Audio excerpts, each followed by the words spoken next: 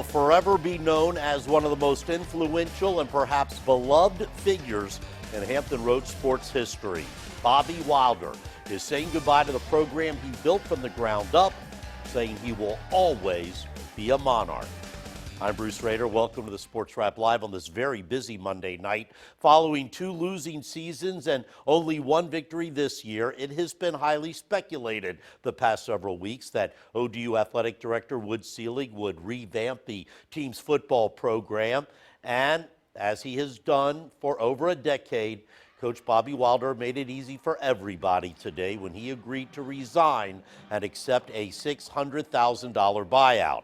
He says he'll remain on campus as long as he's needed to help his players and coaches decide their future. And as far as his future, he says he isn't finished coaching just yet. I'm going to take a deep breath and collect myself and do everything I can for these players first. But my agent's on the way down right now. We'll have an extended conversation about opportunities. I love coaching. I love working with young people, helping them become future leaders of America. So I certainly would like to continue that if the opportunity presents itself. It was a long and emotional day at ODU today. Nathan Epstein has been there since early this morning and joins us tonight with a wrap-up. Nathan?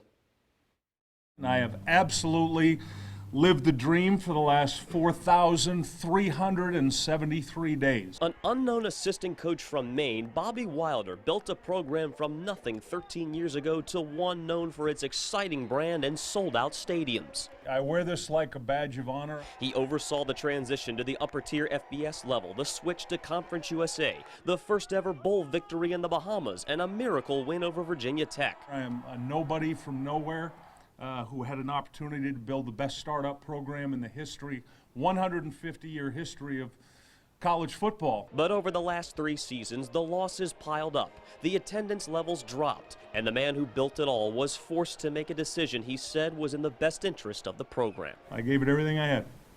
I put every ounce into it, 24/7, 365. I have absolutely no regrets. The most emotional moment of the afternoon, an embrace between father and son, as Wilder's son Derek, a Monarchs defensive end, had to watch his dad step aside from a program that has meant so much. It's hard right now because he's hurt. He hurts for me.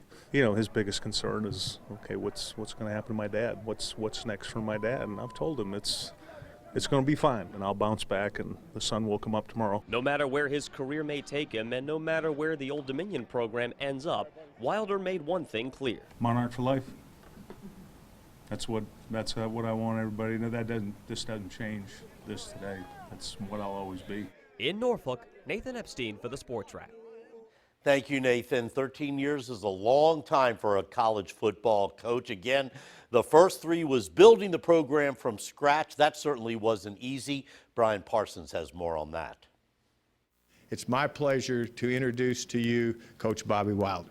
He came to Old Dominion in 2007 as a virtual unknown from the University of Maine, a lifetime assistant coach, hired to build a program from scratch. This place is unbelievable. Maine's considered to be the vacation land. People brag about it, but I can tell you right now, there's 4 feet of snow on the ground. It's 10 below zero.